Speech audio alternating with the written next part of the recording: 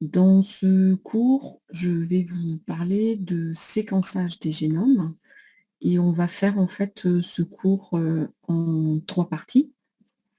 Donc, en ce qui concerne la première partie, je vais rapidement vous parler en fait des premières méthodes de séquençage, les 2 qui ont été publiées en même temps et qui ont reçu le prix Nobel en 1980, qui sont des méthodes historiques de séquençage des génomes, mais aussi de séquençage de l'ADN. Et je vous expliquerai en fait comment est-ce que ces méthodes ont permis d'obtenir les premières séquences d'ADN dans les années, donc dans les fin des années 70, début des années 80. Donc, ça, c'est la première partie. La deuxième partie, qui est l'objet, enfin l'essence même de ce cours, c'est plutôt de parler d'automatisation et notamment en fait quelles sont toutes les prouesses techniques et technologiques qui ont permis justement d'automatiser et de faire en sorte que ces séquençages maintenant vont vers du séquençage à haut débit. Et donc l'automatisation de la méthode de Sanger, qu'on appelle la méthode du shotgun, qui est celle qui a permis de séquencer pour la première fois des génomes et donc des séquences d'ADN relativement importantes. Et ensuite, en dernière partie, je vous parlerai des méthodes à haut débit qui sont utilisées maintenant de façon courante pour séquencer les génomes. Et je ferai quelques petites remarques en fait maintenant en ce qui concerne les prouesses technologiques et l'actualité du séquençage des génomes. Donc, comme je vous ai dit, dans un premier temps, on va en fait parler de l'histoire des premiers séquençages d'ADN et notamment en fait la méthode de Sanger et Nielsen et la méthode de Maxam et Gilbert. Donc, en ce qui concerne la méthode de Sanger et Nielsen, le séquençage se passe par plusieurs étapes. La première des choses, en fait, c'est que il faut avoir séquencé, il faut avoir une séquence d'ADN. Donc, la plupart du temps, ce sont des petites séquences, hein, on est à 300 paires de bases au départ, en fait, on n'a pas des grandes séquences ADN. On va cloner, donc c'est-à-dire insérer ce fragment d'ADN dans un vecteur. Donc, en fait, on ne va pas pouvoir séquencer cette petite séquence isolée. Hein. Il va falloir l'insérer dans un vecteur. Ensuite, on va préparer des amorces. Alors, comme vous devez le savoir, on a déjà vu ça en fait les années précédentes et déjà en vieillissant, que l'ADN polymérase, pour fonctionner, elle a besoin en fait d'une matrice, d'amorces et de nucléotides. Et du coup, en fait, il faut choisir des bonnes amorces pour pouvoir en fait préparer le séquençage. Et ensuite, on va séparer tout ça dans 4 tubes différents avec les 4 nucléotides qui sont les 4 bases nécessaires pour la synthèse de l'ADN et des nucléotides un petit peu particuliers, je vais revenir là-dessus, en présence d'ADN polymérase pour que l'ADN polymérase puisse justement faire la polymérisation. Donc vous voyez ici, en fait, notre modèle, c'est on a donc la séquence ADN que l'on veut séquencer, on a choisi l'amorce qui s'hybride avec cette partie-là, et on a donc, en rajoutant les nucléotides, l'élongation qui peut se faire grâce à la polymérase, et donc elle va synthétiser ici notre ADN.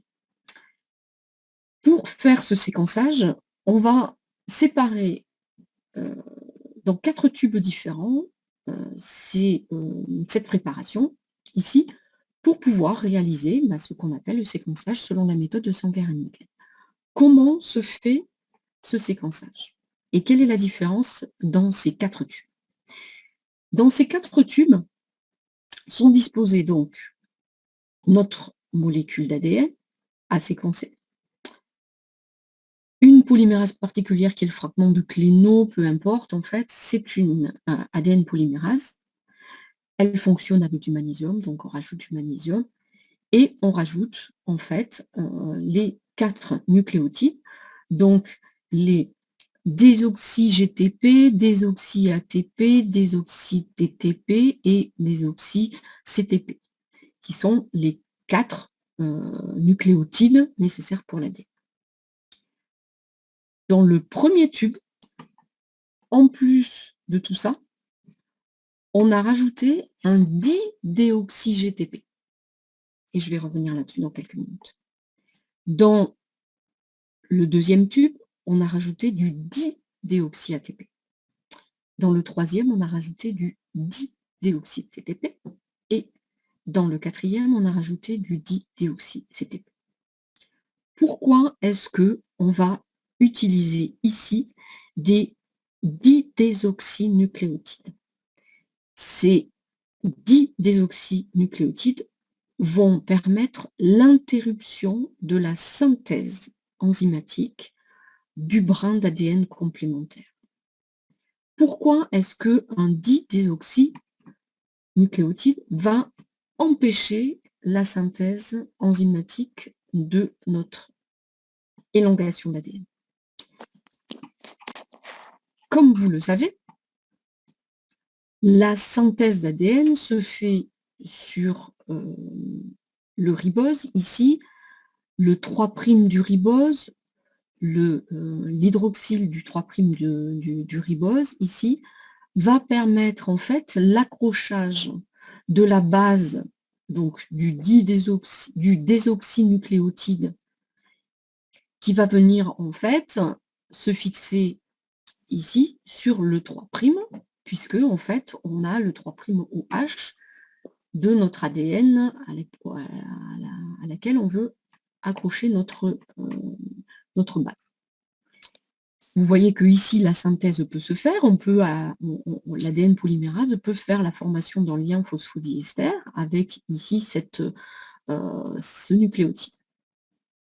Vous remarquez que lorsqu'on rajoute un didésoxy, c'est-à-dire qu'il manque la fonction hydroxyle, c'est-à-dire le OH ici en C3 de ce ribose, la synthèse suivante ne peut pas se faire puisque le désoxynucléotide suivant, qui normalement en fait viendrait se fixer ici sur l'hydroxyle par une liaison phosphodiester catalysée par l'ADN polymérase, vous voyez qu'en fait elle ne peut pas se faire. Donc, on a interrompu la synthèse de l'ADN. Dès qu'on rajoute un didésoxy, donc dès qu'on rajoute ici un didésoxynucléotide, qui, au lieu d'avoir un hydroxyle en position 3 de notre ribose, possède un hydrogène, on interrompt la synthèse d'ADN. Alors que, de façon classique, vous savez qu'on rajoute donc, on a un nucléotide, ici on va faire un lien phosphodiester avec le second nucléotide, lien phosphodiester avec le troisième, et ainsi de suite. C'est ce qu'on appelle en fait, ces didésoxy, des terminateurs d'élongation.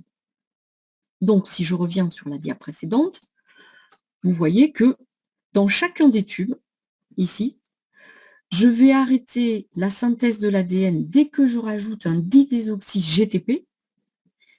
Dans le deuxième tube, je vais interrompre la synthèse de l'ADN quand je vais rajouter en fait didésoxy ATP.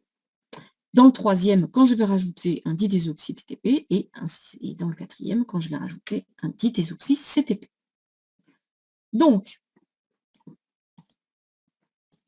quand on a nos 4 tubes, ici, où on a les 4 nucléotides qui sont des désoxy, ATP, CTP, TTP et GTP, c'est-à-dire ce qu'on appelle les DNTP pour les 4 nucléotides normaux, qui sont des désoxy.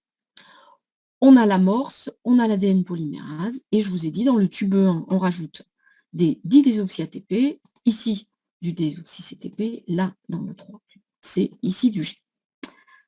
On va lancer la polymérisation, et donc, on va observer qu'est-ce qui se passe dans les 4 tubes, pas à pas. Qu'est-ce qui se passe dans le premier tube? Je prends comme exemple, en fait, cette séquence ADN que l'on doit séquencer. On a choisi l'amorce, donc l'amorce vient s'hybrider. Qu'est-ce qui se passe? Ben, dans le premier tube, on a rajouté les 4 nucléotides plus, en fait, les 10 désoxy ATP. On mélange. On a un mélange statistique qui fait que lorsqu'on a un T sur notre séquence, ben, on peut accrocher statistiquement, on a autant de chances d'accrocher un didésoxy qu'un désoxy. Ce qui fait que là, dans cette séquence ici, vous voyez qu'on a un T, on ajoute soit un didésoxy ATP, et à ce moment-là, la synthèse de l'ADN s'interrompt, soit on rajoute en fait un désoxy ATP et la synthèse continue. Et vous voyez qu'ici, on a aussi rajouté un désoxy ATP, donc la synthèse continue. Qu'est-ce qui se passe en fait quand la synthèse continue? Ben, dès qu'on se retrouve en phase 1A, la polymérase va rajouter soit un didésoxy et la synthèse s'interrompt, soit elle rajoute un A et la synthèse continue. Et ainsi de suite. Donc vous voyez que dans le cas où on doit séquencer cette petite séquence ici, dans mon exemple, vous voyez qu'en fait, on a soit rajouté un seul nucléotide, soit rajouté 4 nucléotides et ça s'est arrêté, soit on a rajouté les 9 nucléotides. Quand on va faire migrer ces séquences ici en mélange sur un gel électrophorèse, c'est-à-dire qu'on va déposer dans un puits sur un gel d'agarose, ce sont les manips que vous avez faites en fait en vieillissant, hein, vous avez déjà fait dans votre cursus des gels électrophorèses. On va donc séparer les molécules d'ADN au travers d'un maillage qui s'appelle un gel d'agarose, et on va les séparer en fonction de leur taille. L'ADN étant chargé négativement, il va être attiré par le pôle positif, et donc il va migrer dans le gel et être séparé en fonction de la taille. On va donc observer dans ce premier tube la plus petite molécule d'ADN qui va aller le plus loin, où on a rajouté ici un seul nucléotide, qui va être séparée de cette molécule-là, qui contient 4 nucléotides. Comme elle est plus grande, elle va migrer moins rapidement, donc on va pouvoir l'observer en fait ici. Et on a la molécule en entier qui est en haut ici, mais celle-là ne nous intéresse pas. Tout ce qui est le brin en entier, ça ne nous intéresse pas parce qu'au niveau du séquençage, on ne pourra pas interpréter quoi que ce soit.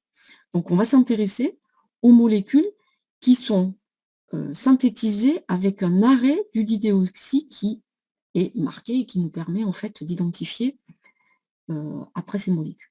Donc ça, c'est ce qui se passe dans le premier tube. On observe que ici, il y a un arrêt au bout de 1 nucléotide, et ici, il y a un arrêt au bout de 4 nucléotides. Qu'est-ce qui se passe dans le deuxième tube? Dans le deuxième tube, vous voyez que ici, on a rajouté du didésoxy-CTP, c'est-à-dire que quand on rencontre un G, soit on rajoute en fait du didésoxy-C et à ce moment-là, la synthèse s'arrête, soit on rajoute un désoxy-CTP et la synthèse continue jusqu'au prochain G. Et là, vous voyez que le prochain G, il est juste à côté. Donc là, soit on rajoute un didésoxy, soit on rajoute un désoxy et la synthèse continue. Quand on fait migrer sur un gel d'électrophorèse, on observe en fait un brin qui est à 2 nucléotides ici, donc qui est un peu plus grand que celui à 1 nucléotide, donc qui va migrer en fait un peu moins rapidement. Celui à 3 va migrer un peu moins rapidement, et celui qui est en entier, on l'a en haut du gel en fait, et celui-ci en fait, il n'est pas marqué, on ne le voit pas, puisque les didésoxys sont marqués en fait de telle manière à les voir et à pouvoir les observer sur le gel d'analyse. Troisième tube, même chose. Si on a un arrêt après les didésoxy TTP, mais dès qu'on a un A, on rajoute soit un didésoxy et ça s'arrête, soit on a un T et ça continue jusqu'au prochain, d'accord? Soit en fait, on rajoute un didésoxy Et donc ça continue, ça s'arrête. Ici, on rajoute un vrai, donc ça continue jusque-là. On aurait pu mettre aussi la 4e version où on a la totalité non marquée, mais on ne la voit pas. Donc vous voyez qu'ici, on a un brin d'ADN à 5 nucléotides. Quand on va le faire migrer sur un gel d'agarose, il va migrer un peu plus haut qu'ici. On en a un autre à 8 nucléotides et on en a un autre à 9 nucléotides que l'on peut observer. Qu'est-ce qui se passe maintenant dans le 4e tube? Et là, vous avez compris. Si on rajoute des di-désoxy-GTP, bah, dès qu'on rencontre un C, soit on rajoute un stop, donc un terminateur, soit on rajoute le désoxy, ça continue, soit on rajoute ça continue, ici pareil, et ainsi de suite. On observe donc ici en gel électrophorèse un brin à 6 et un brin à 7. Donc, une fois qu'on a observé en fait ce gel, comment est-ce qu'on va lire la séquence? Sachant que dans le premier tube, on avait stoppé la synthèse de l'ADN en rajoutant des di-désoxy ATP, on sait donc que ici on a rajouté un A. Et ici, on a rajouté un A aussi. Ici, on a rajouté un C. Ici, on a rajouté un T à chaque fois. Ici, on a rajouté un G. Vous voyez qu'on peut lire la séquence de bas en haut et on pourra en fait observer qu'on a rajouté un A, puis on a rajouté 2 C, puis un A, puis un T, puis 2 G, puis 2 T. Voilà comment on va lire notre séquence d'ADN en partant du bas vers le haut et on va à chaque fois regarder les 4 colonnes qui se suivent et on va lire donc 1, 2, 3, 4, 5, 6, 7, 8, 9 et on aura ainsi notre séquence. Vous vous souvenez que notre séquence qu'on a rajoutée, c'est donc, on voit bien ici, A, C, C, A, T, G, G, T, c'est celle-là qu'on lit, mais vous devez bien comprendre que la séquence d'ADN d'origine, c'est celle qui est en dessous, c'est celle-là qui nous intéresse. Donc, c'est l'inverse complémentaire de cette séquence qui nous intéresse. Donc, ne confondez pas entre la séquence qu'on lit sur le gel et la séquence que l'on va, en fait, celle d'intérêt, c'est-à-dire l'inverse complémentaire, qui serait donc AA, CC, AT, GGA, GGT, pardon. Vous avez l'exemple ici d'un séquençage de 500 paires de bases où sur un gel électrophorèse, on a ajouté les 4, à chaque fois, en fait, les 4 tubes dans lesquels on a rajouté les 10 désoxy qui se suivent. Donc 1, 2, 3, 4, 1, 2, 3, 4, 1, 2, 3, 4. Donc on lit la séquence de bas en haut ici sur ces 4 tubes, puis on continue sur ces 4 tubes, puis on continue sur ces 4 tubes, et ainsi de suite. En fait, voilà l'exemple pour 500 paires de bases. Comment est-ce qu'on lit la séquence? Ça, c'est donc la technique de séquençage selon Sanger et Nicklin, qui permet de séquencer pas à pas, en fait, des morceaux d'ADN qui ont été introduits, qui ont été clonés dans des vecteurs, dans des plasmides, puisque, en fait, il faut définir une amorce. Donc, ça nécessite un clonage auparavant. Ça, c'est la première méthode. Donc, la deuxième méthode, historique, donc de 70, qui a été publiée en 77, c'est la méthode de Maxam et Gilbert. Alors là, je ne vous demande pas de retenir cette méthode-là. Cette méthode, elle est chimique, essentiellement, et il faut juste l'avoir en mémoire et la connaître, puisqu'il n'y a pas que la méthode de Sanger et Nicklin qui existe. Mais cette méthode, elle est utilisée au jour d'aujourd'hui, essentiellement, pour identifier des modifications qui sont des modifications chimiques sur nos nucléotides. Donc, elle sert essentiellement à ça. Ce n'est pas cette méthode-là qui est utilisée pour faire du séquençage vraiment d'ADN. C'est juste pour observer des modifications. Et si vous continuez en fait en licence de biologie, vous verrez au 5e et au 4e semestre comment justement ces modifications de base existent dans notre ADN au cours des cycles cellulaires. Comment est-ce qu'on peut en fait définir si ce sont des bases qui sont des guanines ou adénines ou cytosines ou thymidines? Ben, en fait, on fait des modifications en utilisant des agents chimiques qui vont nous permettre de faire des coupures chimiques sélectives de façon relativement ménagée sur nos molécules. Et donc, si on coupe après léger et qu'on fait migrer sur nos molécules en fait sur un gel, on va pouvoir ici observer les coupures après léger. Donc, chaque fois ici, c'est qu'on a introduit un G. Si on fait des coupures après des A et des G, on va obtenir ici ces brins. Donc, on peut faire la différence entre les A et les G. Ici, si on coupe après les T et les C. Ici, si on coupe après les C. Et comme tout à l'heure, on va pouvoir observer justement quelle est notre séquence. C'est un petit peu plus complexe que le Maxan et que le Sanger et Nicklin, mais c'est une méthode en fait qui fonctionne et qui permet de séquencer aussi nos molécules d'ADN. Et comme je vous disais, c'est plus utilisé pour explorer les modifications post-transcriptionnelles de notre ADN. Et donc, si on a des modifications sur les nucléotides, il n'y a plus de coupure. Et du coup, en fait, on peut observer ça sur des petites séquences. C'est ce qu'on utilise. Donc, je vois que vous vous interrogez sur... j'ai des questions en fait sur le chat concernant en fait la différence entre le brin inverse complémentaire et celui qui est séquencé. Donc, la séquence, je vais revenir là-dessus. La séquence que l'on lit ici, donc de 1, 2, 3, 4, 5, 6 jusqu'à 9, quand on remonte le gel, vous voyez que c'est celle qui est écrite ici. C'est donc A, C, C, A, T, G, G, T, T. Ça, c'est la séquence que l'on lit. C'est-à-dire que c'est la séquence qui est issue de la polymérisation, ici, de notre ADN polymérase à l'aide de notre amorce. C'est-à-dire que notre brin que l'on a ici, donc notre amorce, elle est du 5' vers le 3', d'accord? Et donc, on va vers le 3' ici. La séquence d'ADN, qui est notre matrice, elle est ici du 5' au 3', elle est donc inverse complémentaire.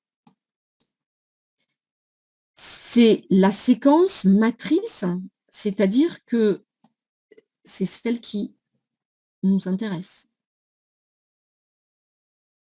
Donc, si on lit sur notre gel ACC, ATG, GT, c'est ce qu'on lit ici, ACC, A, T, GG, TT. La séquence matrice à l'origine, c'est bien l'inverse complémentaire, c'est-à-dire A, A, C, C, A, T, G, G, T. Donc, c'est la méthode, faites attention quand on vous pose les questions, entre qu'est-ce qu'on lit sur le gel de votre séquençage et quelle est la séquence d'ADN matrice de départ qui nous intéresse, puisque celle qui nous intéresse, c'est celle-ci. Alors oui, les questions sont privées parce qu'en fait, elles s'adressent à moi, les questions. Donc du coup, je ne réponds qu'à certaines questions pendant le cours. Et à la fin du cours, en fait, s'il y a d'autres types de questions, je pourrais y répondre. C'est pour éviter en fait que vous passiez votre temps sur le chat et qu'on puisse avancer en fait au niveau du cours.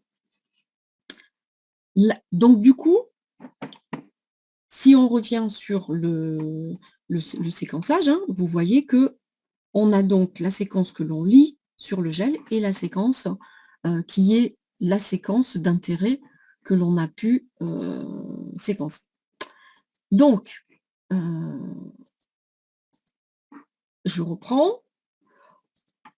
On a vu les 2 méthodes qui sont la méthode de, Maxham et Gilbert et la méthode de Sanger et Nickel. Comment est-ce que maintenant, au niveau des, séquençages de génome, on a pu automatiser ces méthodes et notamment la méthode de Sanger qui est, celle qui est utilisée pour faire le séquençage à haut débit. La première automatisation se fait par l'utilisation non plus d'un gel électrophorèse pour identifier nos séquences, c'est-à-dire qu'on ne va plus du tout utiliser des gels comme ça pour après faire notre gel électrophorèse, puis faire une autoradiographie, une révélation, et puis lire manuellement notre gel, puisque c'était ça qui se faisait en fait dans les années 80 jusqu'au début, jusqu'au milieu des années 90. On a automatisé cette séquence, ce séquençage, c'est-à-dire que tous ces tubes, en mélange, on va les faire passer dans un capillaire d'électrophorèse. C'est-à-dire que ces fragments d'ADN qui sont ici vont passer dans un tube qui est un capillaire dont le diamètre en fait est de quelques nanomètres, où on va observer dans une fenêtre, à chaque fois que les brins vont passer, le brin 1, puis le brin 2, puis le brin 3, puis le brin 4, etc., va passer, on va pouvoir les observer dans cette fenêtre ici et analyser ensuite par ordinateur. Et à chaque fois qu'il y a un signal de couleur, un signal fluorescent, puisque les 10 désoxy DNTP sont ce qu'on appelle donc les terminateurs, hein, les d'élongation, donc en anglais c'est les dye terminators, et ils sont fluorescents. Donc chaque fois qu'ils vont passer sur cette fenêtre, on va pouvoir les observer. Et chacun des 10 désoxy, c'est-à-dire le A, T, C, G, ils ont une couleur différente, ils ont un signal différent. Et donc du coup, chaque fois qu'on a un T, on va avoir un pic rouge. Quand on a un C, un G, on a un pic noir, et ainsi de suite. On va donc observer à chaque fois la séquence. C'est les séquenceurs à haut débit de première génération qui ont permis de réaliser ça. Alors, comment fonctionne le gel, le capillaire électrophorèse, c'est-à-dire en fait quand on fait de l'électrophorèse capillaire, mais en fait, on fait une électrophorèse, hein, c'est-à-dire qu'on met un champ électrique. Hein. Mais vous voyez, les capillaires, ici, ils sont de 50 microns, voire en fait, parfois, on peut descendre en deçà, et ça peut aller jusqu'à plusieurs mètres. Vous voyez ici les rouleaux donc, de capillaires, et on va séparer justement sur ces capillaires schématisés, ici, par un générateur, on va séparer sur un champ électrique toutes nos molécules. Et comment cette séparation se fait? C'est qu'on va injecter dans un sens, donc il y a un flux, mais on va attirer l'ADN de l'autre côté. Vous savez que l'ADN, il est chargé négativement, donc il va être attiré par le pôle positif. Et donc, c'est comme si on marchait sur un tapis roulant inversé. Donc, on va attirer les molécules vers le pôle positif. Donc, plus elles sont grandes et plus elles sont chargées, donc plus elles vont être attirées vers l'arrière. Mais quand on a un flux où on injecte dans un sens, on a un flux d'injection, on va les pousser d'un côté et les retenir de l'autre. Ce qui fait qu'on va être très résolutif, c'est-à-dire qu'on va pouvoir séparer toutes ces molécules à une de base près, un nucléotide près. C'est comme ça qu'on va justement pouvoir les visualiser lorsqu'ils vont passer sur la fenêtre, parce qu'ils vont tous être séparés à un nucléotide près. Chaque fois qu'on a un signal, on observe en fait ici chacun des pics et c'est analysé sur un ordinateur avec des logiciels qui permettent de visualiser ça. Donc vous voyez que la version automatisée sur une électrophorèse capillaire vous permet d'analyser ça sur un ordinateur, alors que la lecture qui se faisait manuellement, elle était donc sur le gel d'électrophorèse, où on était obligé ici de lire base par base manuellement. Donc voilà, en fait, comment est-ce que on a pu, grâce à ces méthodes, qu'on appelle, hem, enfin, pardon, grâce à cette automatisation sur électrophorèse capillaire, on a pu donc, séquencer des, plus grandes molécules d'ADN et petit à petit, on a utilisé cette méthode pour séquencer ce qu'on appelle les génomes entiers par la méthode du shotgun. Qu'est-ce que c'est que cette méthode du shotgun qui a permis de séquencer pour la première fois le génome humain en 2001? Le principe, et donc là maintenant on va commencer à parler de génomique. Alors, est-ce que je peux revenir, oui, sur le flux ici par la méthode d'électrophorèse capillaire? Pourquoi est-ce qu'on peut arriver à séparer des brins d'ADN en mélange qui sont différents de un nucléotide? Ben, pour pouvoir séparer par ce principe d'électrophorèse liquide des fragments d'ADN qui sont juste dont la taille est un nucléotide, c'est pas beaucoup, hein, un nucléotide, c'est tout petit. Donc il faut pouvoir séparer des fragments d'ADN qui sont très, très proches en taille l'un de l'autre. Sur un, gel électrophorèse, comme on a vu ici, c'est très compliqué déjà, hein. Moi, je vous parle de cette technique de gel électrophorèse. C'est pas sur la garrosse, c'est du polyacrylamide, c'est extrêmement compliqué à faire pour pouvoir visualiser et séparer ces brins. Sur une électrophorèse liquide, le seul moyen, justement, c'est d'avoir deux flux inverses. C'est-à-dire que on injecte l'ADN, puisqu'on est dans un capillaire, vous voyez les tubes qui sont ici, capillaires, ce sont plusieurs mètres de, de tubes. On injecte par un flux, il faut s'imaginer, c'est comme si on injectait un liquide constamment. Et donc on a une injection tout le long de ce capillaire qui est non-stop. Et à l'inverse, l'ADN étant chargé négativement, il est attiré par le pôle positif. Donc, je le répète, c'est comme si, il faut s'imaginer qu'en fait, on vous pousse sur un tapis roulant inversé. C'est-à-dire que le tapis roulant, il vous emmène vers l'arrière et il y a quelqu'un qui vous pousse en fait vers l'avant. Et donc, c'est par ces deux inversions de flux que l'on peut justement séparer les molécules de façon extrêmement résolutive.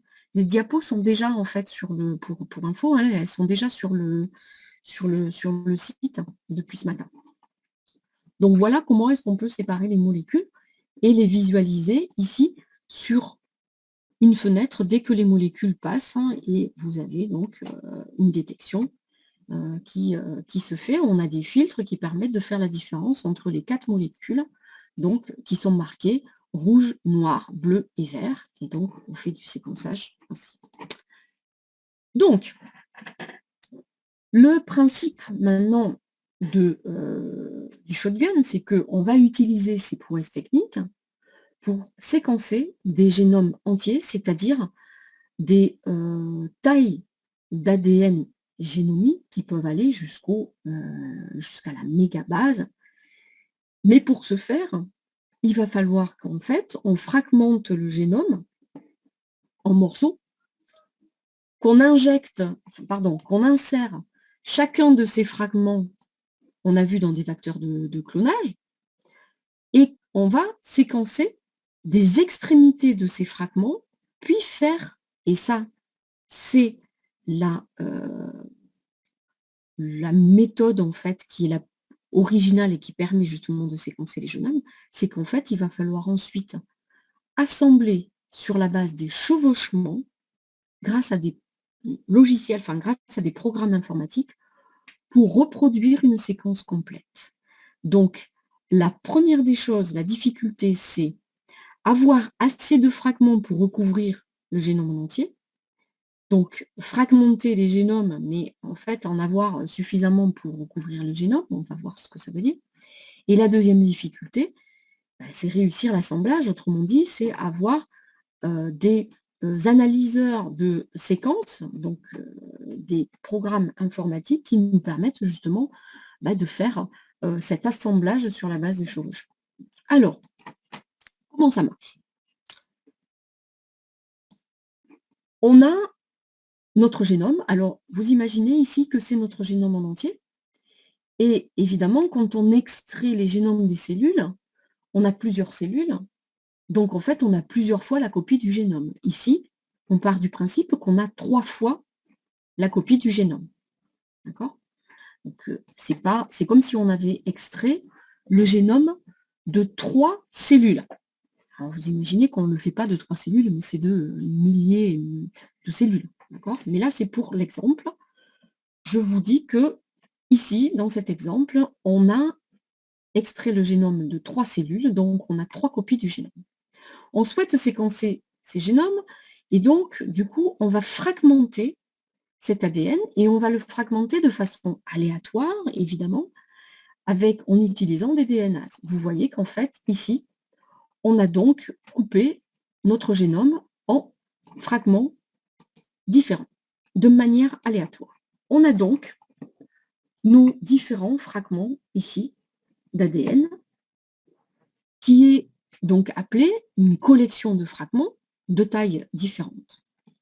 Ces fragments vont être clonés, c'est-à-dire ils vont être insérés de manière aléatoire dans des vecteurs, puis insérés dans des bactéries. Et comme ça se fait de façon aléatoire, on sait très bien que on va perdre certains des fragments. On n'a jamais 100% des fragments qui vont être insérés dans des vecteurs et donc dans des bactéries. On parle donc d'échantillonnage aléatoire. Ensuite, l'étape suivante consiste à séquencer des fragments. Et ici, on va donc séquencer des morceaux d'ADN, puisque les fragments d'ADN, ils sont de taille aléatoire, mais parfois, en fait, ils sont tellement grands qu'au niveau du séquençage, on ne peut lire que les premiers. Donc, on ne va séquencer que l'extrémité. Ici, ce petit bout-là, ce petit bout-là, ce petit bout ici.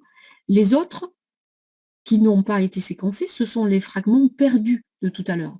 Parce que ce sont des fragments qui n'ont pas pu être insérés dans des bactéries, puisqu'on vous dit que c'est complètement aléatoire. Donc, on va séquencer ces extrémités et on va donc appeler ça ce qu'on appelle des short reads, tous ces petits fragments-là. Quand on a tous ces fragments ici qui sont séquencés, on va les mettre bout à bout et on va voir en fait si les lectures nous permettent de finalement faire la taille du génome. Est-ce que si toutes ces séquences ici, tous ces petits bouts des séquences, si on les met bout à bout, est-ce qu'ils font la taille du génome? On voit que, en fait, ici, si on les colle, tous ces petits bouts là, c'est l'équivalent de la taille du génome. C'est ce qu'on appelle la profondeur 1x, c'est-à-dire que ça fait une fois la taille du génome. Attention, on n'a pas fait des alignements. Hein. Ici, ce n'est pas un alignement, c'est juste la taille qui permet, en fait, d'avoir de connaître le recouvrement en fait, du génome. Alors, évidemment que les tailles des génomes, au départ, on les connaissait de façon approximative par des... Voilà, enfin, c'était parce qu'on avait des informations sur des petits bouts de séquences, on savait en gros qu'il faisait quelques mégabases, on avait une idée de la taille du génome au départ, hein, avant de les séquencer. Mais on avait en fait pas la connaissance de chacune des séquences, on avait une connaissance de la taille approximative. Donc, en ayant séquencé tous ces petits bouts, on savait que ça recouvrait une fois la taille du génome, et donc c'est ce qu'on appelle la profondeur de 1x. Si on avait pris plusieurs génomes, c'est-à-dire autre que 3 génomes,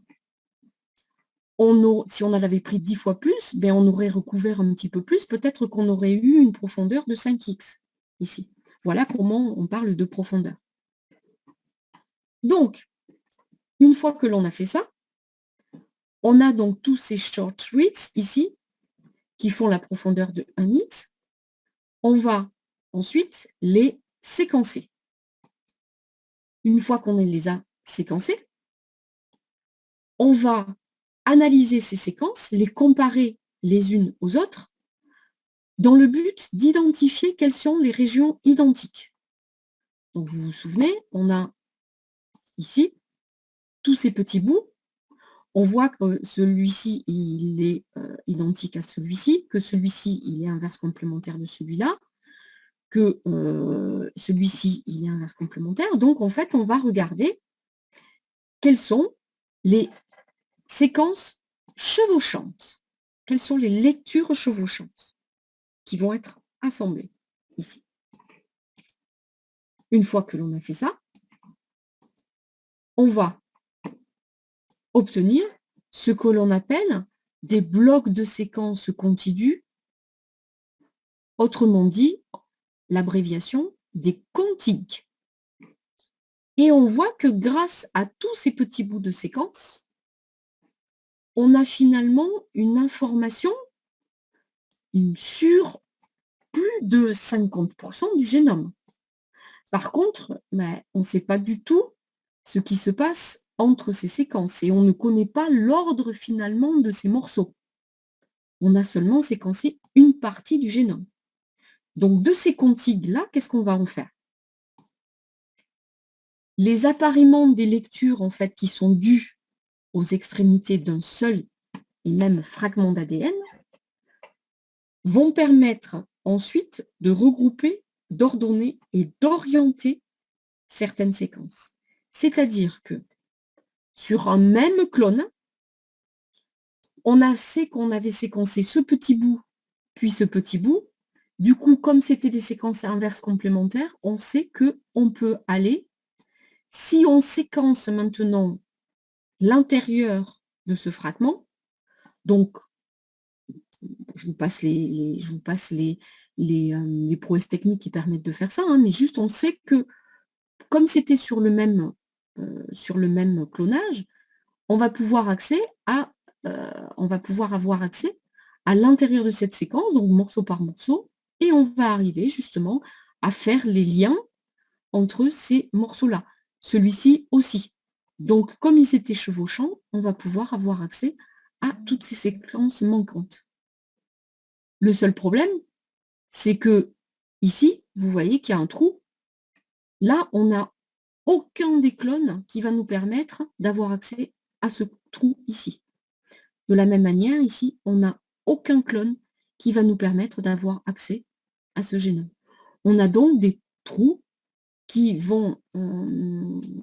demeurent, et on voit donc que le peu de fragments, enfin qu'on avait au départ, trop peu de fragments, c'est-à-dire que la profondeur de 1x ne nous permet pas de séquencer, la plupart du temps, hein, ne nous permet pas de séquencer les génomes en entier. Il va falloir avoir beaucoup plus de séquences chevauchantes pour pouvoir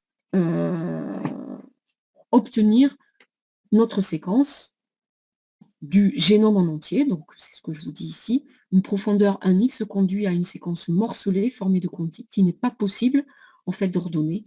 Et donc, la séquence des fragments plus nombreux permettra d'obtenir un puzzle moins morcelé. Et donc, ça veut dire que au départ, il faudrait avoir beaucoup plus ici de génomes, donc beaucoup plus de cellules pour pouvoir faire notre séquençage du génome en entier. Mais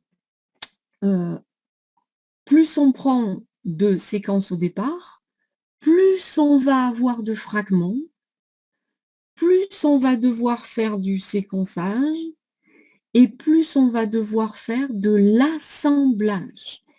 Et cet assemblage ici ce sont des programmes bioinformatiques qui permettent justement de faire des lectures chevauchantes, donc par analyse de séquences et comparaison de séquences et alignement de séquences. Donc tous les cours que vous avez vus là qui permettent de faire du BLAST ou des alignements de séquences, c'est ce que l'on fait sur ces courtes séquences chevauchantes pour aller identifier tout ce qui est chevauchant et qui permet ensuite d'identifier ce que je vous ai appelé, donc ce que l'on appelle les contigs, c'est-à-dire ces blocs de séquences continues, ici, à partir de ces séquences déjà séquencées, et comment ensuite on va pouvoir, à partir de ces séquences-là, lire ce que l'on avait sur nos clones. Et là, je réponds à la question qui est posée, c'est que à partir du moment où vous avez séquencé ce fragment ici, puisqu'on vous dit que quand on fait du séquençage, on s'intéresse aux extrémités des clones, puisque même avec le séquençage de Sanger, quand on peut séquencer des grandes séquences, mais l'idée ici, c'est justement d'identifier où sont ces contigs. Une fois qu'on a fait et qu'on a identifié tous ces contigs, on va regarder l'orientation. Ici, vous savez que vous êtes dans cette orientation-là, et ici, vous êtes dans l'autre orientation. On va pouvoir reprendre ces fragments d'ADN et on va pouvoir lire la séquence en entier, puisqu'on peut, grâce à la méthode de Sanger, séquencer plusieurs centaines de paires de bases. Donc, on va pouvoir aller maintenant séquencer ici, et je réponds à donc une autre question qui est posée sur le chat, c'est que on sait lire, on sait séquencer des grands fragments à partir du moment où on les a clonés dans nos vecteurs. On sait le faire, même si on le fait petit bout par petit bout, on va rechoisir une amorce qui va venir s'hybrider. Je ne rentre pas dans les détails, mais on sait le faire. Donc, c'est toujours la même méthode, c'est méthode de Sanger, mais sauf que le choix de l'amorce est différent. C'est tout. Et ça, on va pouvoir pas à pas donc identifier ce qui est en vert ici et obtenir donc le séquençage. Comment ces contigs, ensuite, on va pouvoir physiquement les localiser? C'est de l'alignement de séquences, c'est du BLAST. Ce sont des programmes informatiques qui nous permettent de les identifier, d'identifier les fragments chevauchants, etc., etc. Donc, reprenez à tête reposée, en fait, toutes les dias, puisque vous avez toutes les dias du cours, hein, et vous verrez qu'en fait, ce qui ne nous permet pas d'avoir le séquençage du génome en entier, ici, c'est que en fait, on était parti de fragments d'ADN qui sont non chevauchants, puisqu'on n'avait pas suffisamment de morceaux d'ADN qui étaient clonés dans nos vecteurs et dans nos bactéries. Donc, il faut prendre plus de fragments chevauchants, c'est-à-dire plus de cellules, mais le biais, après, c'est que si on prend plus de cellules, on a donc plus de séquences, donc plus de séquences à séquencer, enfin à insérer dans les bactéries, plus de séquences à séquencer, plus de séquences à analyser, plus de contigs à analyser, et donc du coup, la profondeur de 1x, elle n'est pas suffisante, mais la profondeur de 10x, ça prend énormément de temps. Donc, il faut arriver, finalement, en fonction de la taille des génomes, à savoir quelle profondeur on peut utiliser. Donc, c'est cette méthode du shotgun qui a été mise au point par M. Craig Venter, qui a été employée pour séquencer des premiers génomes complets. Et cet homme-là a créé la société qui s'appelle la Société Scélérat, et c'est les premiers qui ont séquencé le génome humain. Alors, il y a eu 2 publications en même temps, donc il y avait une concurrence entre le public et le privé, c'est-à-dire que Craig Venter, qui a inventé cette méthode de shotgun, a monté une société qui s'appelle Celera Genomics et qui a fait du séquençage aléatoire, donc comme je viens de vous décrire. En parallèle, il y a eu un consortium international donc, de laboratoires qui se sont intéressés donc, au génome humain, qui ont séquencé le génome humain petit bout par petit bout, c'est-à-dire clone par clone, comme je vous ai décrit au tout début, hein, en fait, hein, par la méthode de Sanger, mais sans faire du shotgun, c'est-à-dire sans faire du séquençage aléatoire, ce que je viens de vous décrire. Et si, au final, si on regarde le coût total en 2004 du génome complet humain a coûté 2,7 milliards de dollars, clone par clone. La société Celera, en fait, a terminé en 2007 et ça a coûté à peu près 70 millions de dollars. Le résultat de donc, ces deux publications sont sorties donc, en 2001, hein, donc avant d'avoir fait le génome complet. Ils ont publié les deux en 2001, le génome humain jusqu'à 99%. Les 1% qui restaient ont été faits plus tard. Et les analyses des génomes ont montré, contre toute attente, que le génome humain contiendrait que, on va dire, 30 000 gènes, c'est-à-dire 5% du génome, et que tout le reste a été considéré comme génome qu'ils ont appelé le junk DNA, c'est-à-dire l'ADN poubelle. Vous verrez toute la controverse qu'il y a eu sur l'interprétation de ce junk DNA, c'est-à-dire que cet ADN poubelle, finalement, c'est tout l'ADN qui permet la régulation de l'expression des gènes. Mais c'était évident qu'on s'attendait à avoir beaucoup plus de gènes que cela, et que seulement 30 000 gènes dans le génome humain, ça paraissait surprenant. Vous verrez qu'en fait, au final, il y a beaucoup plus que 30 000 protéines qui sont connues. Si on regarde, en fait, les avantages de ces méthodes ici, donc de la méthode du shotgun, c'est que ça a permis un séquençage du génome humain de façon aléatoire, mais beaucoup plus rapidement que la méthode de Sanger classique. Le but étant ici d'améliorer les vitesses et le prix du décryptage. Vous avez vu que ça coûte beaucoup moins cher finalement que faire une méthode de Sanger classique. Et ça permet de faire du séquençage de fragments d'ADN non cartographiés de façon complètement aléatoire. Donc, depuis, cette méthode capitale a permis de séquencer les premiers génomes.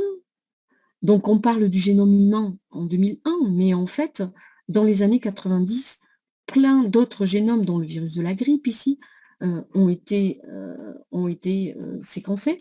Mais évidemment, la course au séquençage du génome humain a été en fait déclenchée et n'a été publiée qu'en 2001. Si on regarde maintenant la taille des génomes, vous voyez que finalement, on peut observer que on est dans l'échelle du plusieurs milliards, donc on est à 3 milliards de bases pour le chimpanzé, l'homme, en fait, l'éléphant, le chien un petit peu moins, le dauphin. Vous voyez qu'on est dans cette échelle-là. Vous voyez que les plantes, c'est 123 000 milliards de bases. Donc, les plantes, au niveau des séquençages des génomes, c'est autre chose au niveau des tailles que ici que l'homme, le chimpanzé ou le chien. La bactérie, en fait, on voit que la bactérie ou le virus de la grippe, c'est 1,8 mégabases. Donc, vous voyez que les échelles des génomes, hein, ça varie énormément. Le nombre de génomes séquencés par an, regardez un petit peu l'évolution. En 95, les deux premiers. Puis vous voyez, on monte petit à petit. En 96, il y en a eu un de plus, puis 6 en 97, etc. Là, maintenant, on a des augmentations exponentielles. Ce tableau s'arrête en 2014, mais maintenant, en fait, là, c'est absolument gigantesque le nombre de génomes séquencés en fait par an. L'inconvénient de ces méthodes, c'est que il faut un traitement informatique pour l'assemblage des données qui est quand même très difficile à faire. On a une perte d'efficacité dans le sens où les fragments qui sont mis bout à bout, représentent environ 10 fois la longueur du génome, c'est-à-dire que pour obtenir le génome en entier, en fait, finalement, on séquence plein de fois les mêmes séquences pour faire les contigs. Donc on perd du temps. Il y a beaucoup d'erreurs qui sont faites et les recouvrements ne sont pas parfaits à cause de justement des erreurs de lecture. Statistiquement, il existe aussi des gaps dans la couverture de la lecture, donc on est obligé de reséquencer. Et en reséquençant, en fait, du coup, on introduit aussi des biais expérimentaux. Mais surtout, c'est qu'il existe de très nombreuses zones qui sont répétées et donc, en fait, non seulement qui engendrent une somme d'erreurs importante, mais en plus qui font que l'on séquence plein de fois la même séquence. Donc, on s'aperçoit que finalement, il y a une espèce de perte de temps dans l'utilisation de ces séquençages par la méthode de Shotgun. Vous voyez où c'est que l'on veut en venir, c'est que maintenant, ces séquençages que l'on appelle des séquençages de première génération ont atteint des limites et on va donc s'intéresser maintenant à des prouesses techniques qui permettent de séquençage à haut débit. Et le séquençage à haut débit, je vais vous en parler plus précisément sur le séquençage à haut débit de deuxième génération. Ces séquençages à haut débit de deuxième génération s'appellent deuxième génération parce qu'ils se font par amplification. Donc, il y a une première méthode qui est une amplification PCR, alors que le séquençage de troisième génération, c'est un séquençage de troisième génération sans amplification PCR. Je vous ai mis les dias de ces séquençages de troisième génération, en fait, avec des informations et des conclusions qui peuvent vous intéresser. Mais je ne vais décrire que le séquençage à haut débit de deuxième génération, et plus particulièrement les méthodes que vous devez connaître, ce sont les méthodes qui s'appellent 454, la technologie 454 et la technologie Solexa. La technologie solide, vous verrez, c'est un petit peu plus compliqué. Je ne vous demande pas de connaître parfaitement cette méthode. Les deux méthodes qui sont utilisées au jour d'aujourd'hui de façon courante, ce sont ces deux méthodes que vous devez connaître. Les autres, c'est plus pour info qu'autre chose, puisque vous allez voir dès le semestre prochain, je pense, ces méthodes de troisième génération. Donc, qu'est-ce que la technologie 454 ? Cette technologie, en fait, elle utilise le principe du pyroséquençage. Donc, je vais vous passer, donc il y a tout ce qu'il faut pour comprendre sur les sur les diapos, mais je vais vous passer en fait une petite animation. Alors, hop là.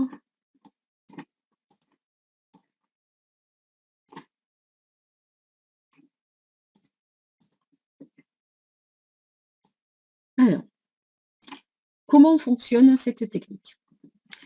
Donc, c'est une technique qui a été inventée par Roche, donc c'est Life Technology, et donc je vais vous montrer cette animation. Donc, on prend tous les ADN, on peut mélanger tout ce qu'on veut en fait. Ici, ça, on peut faire avec tous les ADN de virus, on peut faire avec de l'ARN messager, on peut du cDNA, etc., etc. À partir du moment où on a une séquence ADN, on a fragmenté en petits morceaux notre ADN. Donc, on a plein de fragments de nos génomes, plein de fragments d'ADN dans un tube. donc un petit peu de pub de Roche, hein, en fait, vous avez l'échantillon que l'on veut séquencer. On va rajouter, en fait, 2 types d'adaptateurs. Alors, ça, c'est breveté, on ne vous explique pas comment c'est fait, mais on peut rajouter 2 types d'adaptateurs. C'est-à-dire que nos fragments d'ADN, ils vont être dénaturés, donc on a du simple brun, ici, et on va rajouter de façon ciblée, et ça, ils savent très bien le faire, sur un des fragments, un adaptateur A, qui est en bleu, et sur l'autre, un adaptateur B, en rouge. Donc, nos fragments sont dénaturés, et, alors non, pardon, en fait, c'est sur du double brun, pardon, vous avez vu, ici, donc, sur le double brun, je reviens un petit peu en arrière, ici, voilà, donc on rajoute sur chacun des fragments un adaptateur rouge B ou un adaptateur bleu A. Et ensuite, on va dénaturer. Donc tout ça, vous l'avez sur la dia, hein, vous inquiétez pas, tout est expliqué. Là, c'est juste sur l'animation, c'est plus facile en fait à comprendre. Donc on dénature l'ADN. D'un bout, sur un bout, on a le fragment A et d'autres, on a le fragment B. Qu'est-ce qu'on rajoute? Vous voyez ici, en fait, une bille sur laquelle sont fixés des fragments d'ADN. Et là, ici, tous les fragments qui sont rajoutés ici, c'est toujours le même fragment, c'est un fragment A, qui est donc le complémentaire, ici, du fragment adaptateur sur notre fragment d'ADN. Donc, on a ici une hybridation qui peut se faire où chaque fragment va venir se fixer sur une des billes. Pourquoi un seul fragment par bille? On va rajouter statistiquement beaucoup plus de billes que de fragments d'ADN dénaturés. Ça veut dire que statistiquement, on ne peut avoir sur une bille que un fragment ou 0 fragment. On va rajouter 10 000 fois plus de billes qu'on a de fragments d'ADN. Ce qui fait que, statistiquement, il y aura un seul brin qui sera fixé, qui sera venu s'hybrider ici, puisque c'est l'inverse complémentaire de l'adaptateur, qui sera venu s'hybrider. Donc, sur une bille, soit elle est vide, soit elle a un fragment d'ADN. Excusez-moi, madame, j'ai une question. Voilà. On a beaucoup plus de billes que de fragments, donc en fait, on a des billes sur lesquelles, en fait, on a soit aucun fragment, soit un seul. Et ces billes, en fait, elles sont dans notre tube. Qu'est-ce qu'on va faire dans ce tube qui contient des milliards de billes avec lesquelles on a un seul fragment d'ADN sur ces billes? On va faire ce qu'on appelle une PCR à émulsion. On rajoute de l'huile. Donc, vous voyez, ici, ils ont rajouté de l'huile.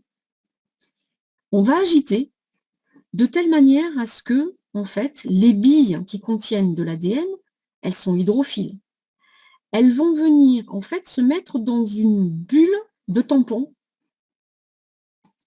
Et dans cette bulle, on va agiter de telle manière que chacune des billes soit dans une bulle tampon séparée des autres. Et on a rajouté tout ce qu'il faut pour faire de la polymérisation d'ADN en chaîne. C'est-à-dire que on a rajouté des amorces qui sont les amorces rouges. Pas les bleus c'est sur les billes, les amorces rouges ici. On va donc venir synthétiser l'ADN grâce à des ADN polymérases, l'ADN complémentaire du simple brin qui s'était fixé sur la bille. Et donc, on polymérise. Ensuite, qu'est-ce qu'on fait? On fait une dénaturation. Ça, ce sont les étapes de la PCR, où on fait hybridation de l'amorce, dénaturation de l'ADN, dénaturation de l'ADN, hybridation de l'amorce et élongation. Donc, la dénaturation se fait. Comme on est en fait dans une bille où on est confiné dans une bulle de tampon, ben, quand on va dénaturer, on va faire du simple brun. Et puis ensuite, lorsqu'on se met en température de telle manière qu'il y ait une hybridation, ben, le brun, il va venir s'hybrider sur un des brins bleus ici, sur la bille. Donc, il va venir s'hybrider. L'amorce rouge va venir, enfin, l'ADN polymérase va venir, en fait, ici, faire l'élongation. On dénature, on renature, on fait l'élongation, on dénature, on hybride, on fait l'élongation, on dénature, on hybride, on fait l'élongation, on dénature, on hybride, on fait l'élongation. Au bout d'une trentaine de cycles PCR, on a au sein de la même bille amplifié de façon exponentielle le même brin d'ADN. On a donc ici, sur notre bille, amplifié le même brin d'ADN. Chacune des billes va avoir des millions de fois le même brin d'ADN amplifié. Qu'est-ce qu'on va faire maintenant? On va passer au séquençage. Vous voyez que le milieu dans lequel, ici, il y a nos billes, on va les étaler sur des plaques sur lesquelles il y a des puits. Et les puits, ils sont de la taille exacte d'une seule bille. C'est-à-dire que une seule bille peut pénétrer dans un puits. On ne peut pas en avoir deux. Il n'y aura qu'une seule bille. Vous voyez la taille d'un puits? Une seule bille peut pénétrer. On ne peut pas en avoir deux. Et encore une fois, on met sur une plaque où il y a beaucoup plus de trous que de billes. C'est-à-dire que comme il y a une seule bille qui peut rentrer dans un trou, soit on a une bille, soit on a 0 bille, mais on ne peut pas en avoir deux. Et ici, on va rajouter, donc là c'est sous forme de bille, mais je vais vous expliquer. Dans chaque puits, on va faire ce qu'on appelle du pyroséquençage. Comment on va faire le pyroséquençage? Je vous montre une deuxième animation sur qu'est-ce que le pyroséquençage. Pour faire du pyroséquençage, donc sur cette diapo, vous avez toutes les étapes ici où on vous explique, vous avez vos brins d'ADN, vous mettez les adaptateurs, deux types d'adaptateurs, un rouge et un bleu d'un côté. On va au niveau rajouter en fait ici une émulsion, donc rajouter de l'huile.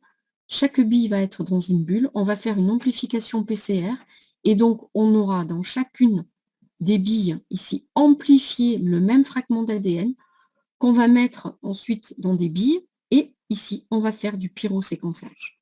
Comment fonctionne ici le pyroséquençage? C'est l'animation que je vais vous montrer tout de suite. Excusez-moi, madame, j'ai une question. Donc, Madame, vous m'entendez? on va mettre tout ce qu'il faut avec nos billes pour séquencer notre molécule d'ADN. Donc, il y a une amorce. Charline, elle a dû couper son son. L'ADN On puisse polymérase. poser cette question. On va injecter les nucléotides un par un. Ici, dans un premier temps, on rajoute les nucléotides jaunes qui sont les G, les guanosines. On rajoute les guanosines. L'ADN polymérase, en fait, elle attend le nucléotide pour faire son élongation ici. Et là, on voit que elle rajoute en face ici le bleu, qui est un C, faites-moi confiance. En bleu, ce sont les C, en jaune, ce sont les G. Elle a rajouté un G. Comme elle a rajouté en fait un G, elle a libéré en fait, donc elle a libéré en fait ici un seul pyrophosphate. Le pyrophosphate va être utilisé par une ATP sulfurylase qui va convertir le pyrophosphate libérée par la polymérase en ATP. On a donc une molécule d'ATP. La molécule d'ATP va être utilisée par la luciférase, qui est notre enzyme que l'on met dans le milieu. Et la luciférase, lorsqu'elle consomme une molécule d'ATP, elle va émettre un signal lumineux. Et ce signal lumineux va être détecté par notre détecteur. On va avoir un pic lumineux qui correspond à une guanosine qui a été rajoutée. Ensuite, on a une apirase qui va détruire les nucléotides restants. Deuxième étape, on va rajouter un deuxième nucléotide. Là, on rajoute les A, qui sont les verts. La polymérase, elle attend, et comme il y a en fait 3 T, elle va rajouter 3 A. Elle va donc libérer 3 molécules de pyrophosphate. Ce pyrophosphate, il est transformé par une ATP sulfurylase en 3 ATP.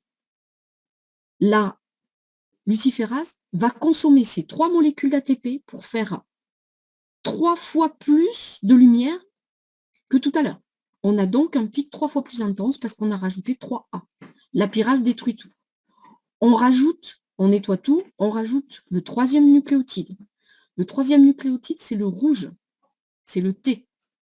En fait, le T, il est complémentaire du A, et comme en fait, ici, elle a du jaune qui est du G, elle ne rajoute rien. Donc, du coup, il n'y a aucune activité lumineuse, donc il n'y a pas de pyrophosphate synthétisé, il n'y a pas de luciférase. Donc, en fait, il n'a rien incorporé. Lorsqu'on rajoute du T, il n'y a pas de pic lumineux. Quatrième nucléotide, on va rajouter donc, en fait, le bleu. On rajoute le bleu. Le bleu, c'est le C, qui est complémentaire du G. Et du coup, en fait, on va avoir deux molécules qui ont été rajoutées ici, donc un pic qui est double, on a bien rajouté 2C. Et ainsi de suite. Vous faites ça pour vous injecter du G, vous regardez la hauteur du pic, vous injectez du A, vous regardez la hauteur du pic, vous injectez du T, puis vous recommencez. G, A, T, C, G, A, T, C, et ainsi de suite. La puissance de cette méthode, c'est qu'en fait, on a un pic qui correspond à chacun des nucléotides qui va être incorporé, et on va donc regarder nucléotide par nucléotide notre séquence. Vous voyez que les séquences issues de cette méthode, le résultat, c'est ça. Vous voyez ici un pic rouge, le rouge, c'est le T. Vous voyez qu'on a rajouté un T. Ensuite, on a rajouté un vert, c'est-à-dire un C. Ensuite, on a rajouté un signal lumineux correspondant au A. Puis, un double pic pour le G. Puis, 6 molécules ici de T. Et ainsi de suite. Et on va lire la séquence comme ça.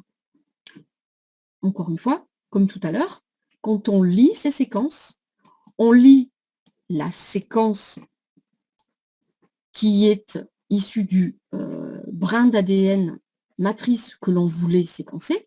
Donc, la séquence que l'on lit, c'est celle-ci, mais le fragment que l'on veut séquencer, c'est l'inverse complémentaire. C'est comme la méthode de Sanger tout à l'heure. C'est exactement la même chose. Donc, voilà en fait comment est-ce que cette prouesse technique, vous voyez, la première pour cette méthode, c'est d'une part de pouvoir faire une amplification PCR d'un seul membran sur une seule bille, et ça, c'est la PCR à émulsion. La deuxième prouesse technique, c'est d'avoir permis le séquençage dans un seul puits et donc d'un seul fragment. Et ça, c'est la technique du pyroséquençage, où cette technique de pyroséquençage, elle utilise à la fois une ADN polymérase qui est particulière, qui est le fragment Cléno, puis une ATP sulfurylase avec la luciférase et la pyrase. Donc voilà le mélange enzymatique que l'on va utiliser pour finalement détecter tous ces signaux lumineux. une technique qui ressemble énormément à celle-ci, c'est la technologie Solexa, qui a été rachetée par Illumina. Ici, qu'est-ce qu'on utilise? En fait, on ne va pas faire une PCR à émulsion, c'est qu'on va faire une amplification en faisant des ponts, c'est-à-dire des bridges, c'est-à-dire que on a tous nos fragments, c'est la même chose que tout à l'heure. On a nos fragments d'ADN, on va y mettre des adaptateurs qui sont des adaptateurs A ou B, c'est-à-dire les adaptateurs rouges ou bleus. On a des microplaques sur lesquelles on a des adaptateurs de façon alternée, rouge et bleu, qui sont fixés. On va, sur nos microplaques, faire hybrider nos fragments d'ADN que l'on veut séquencer. Donc, on va dénaturer et on va venir hybrider nos fragments d'ADN. Nos fragments d'ADN, ils sont en concentration suffisamment faible pour qu'on en ait qui soient fixés aléatoirement sur une plaque d'ADN, sur une plaque, mais de façon suffisamment espacée. Une fois que nos fragments espacés sont hybridés, on va faire une amplification par PCR. Cette amplification par PCR, en fait, elle va permettre de se faire localement. C'est-à-dire qu'on va faire une dénaturation et là, en fait, on va avoir une séquence qui va permettre à la fois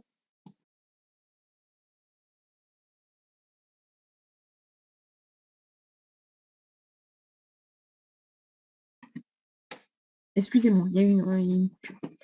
Du coup, en fait, on va avoir une amplification localement, c'est-à-dire que lorsqu'on va dénaturer le brin d'ADN, on va faire en sorte qu'il s'hybride tout de suite dans le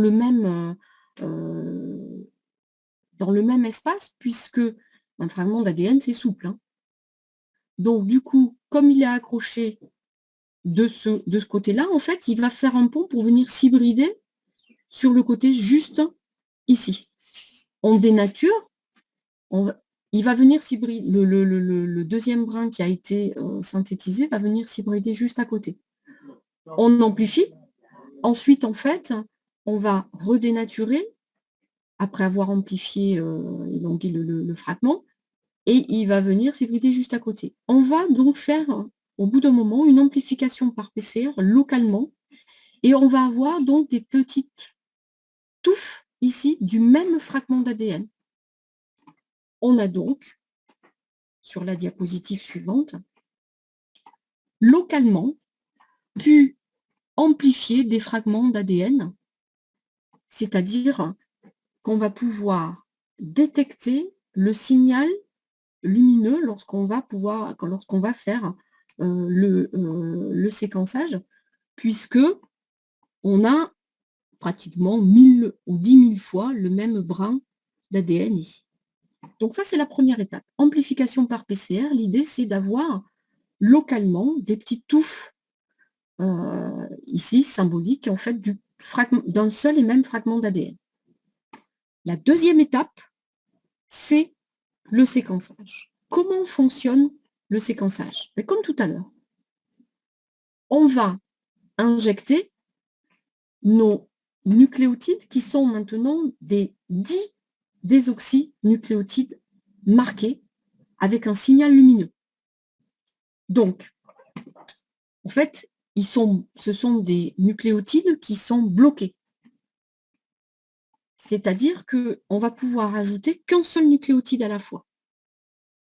Et lorsqu'on va rajouter un seul nucléotide à la fois, si ici, on va rajouter, par exemple, dans cette touffe ici, on rajoute un T, la synthèse s'arrête. Dans cette touffe ici, on rajoute un G, la synthèse s'arrête. Et ainsi de suite. On va prendre une photo. On prend donc une photo à un instant T, à chaque fois qu'on rajoute un nucléotide. Et là, en fait, on a rajouté ici un T, ici un G, ici un C, ici un A.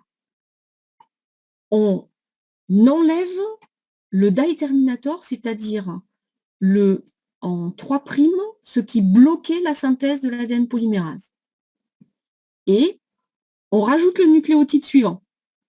Le nucléotide suivant, en fait, ici c'est un A, ici c'est un C, ici c'est un T, ici c'est un G. On prend une photo. On nettoie, on enlève le dye terminator là. On rajoute les nucléotides suivants et on va lire pas à pas. C'est-à-dire que ici, à cet endroit, vous voyez qu'un coup on a rajouté un T, un coup un A, un coup un A, puis un G, puis un C. Et on va lire la séquence comme ça. Donc vous voyez que ici, la séquence sur ce brin d'ADN là, c'était G, C, T, G, A. G, C, T, A. Ici en haut, c'est T, A, A, G, T. Voilà comment en fait on lit la séquence Illumina.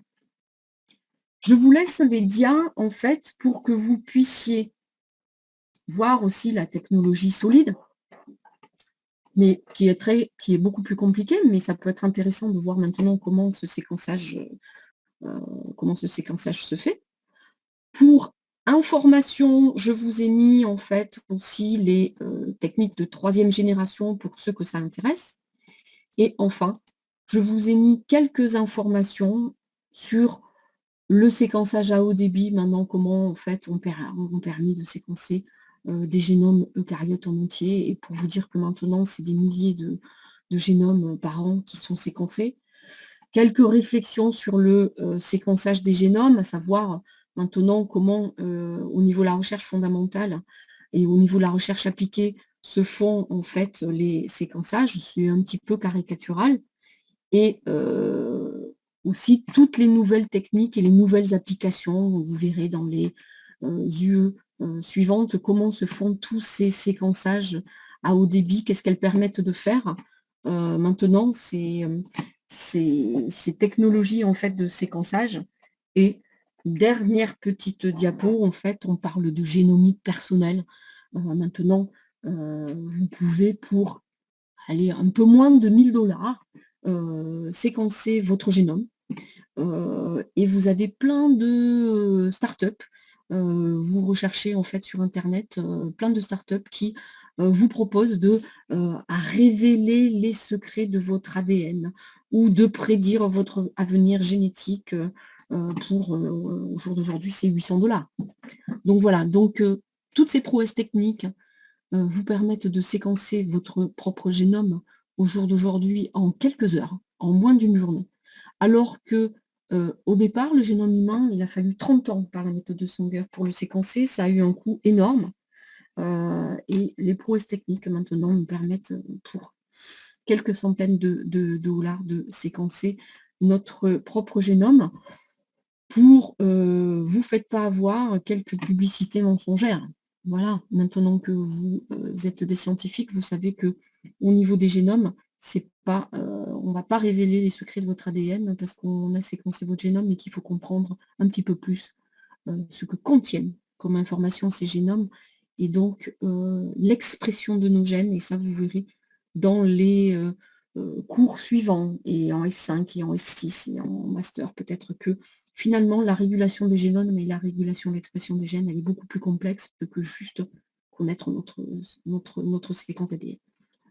Voilà, donc j'ai pas répondu à pas mal de questions, mais vous pouvez en fait les poser sur le forum du cours que je vais mettre en place pour vous expliquer tout ça. On verra ça aussi un petit peu en TD. Et le prochain cours, justement, c'est pour comprendre, suite à ces séquençages à haut débit, justement, comment maintenant on annote tous ces génomes.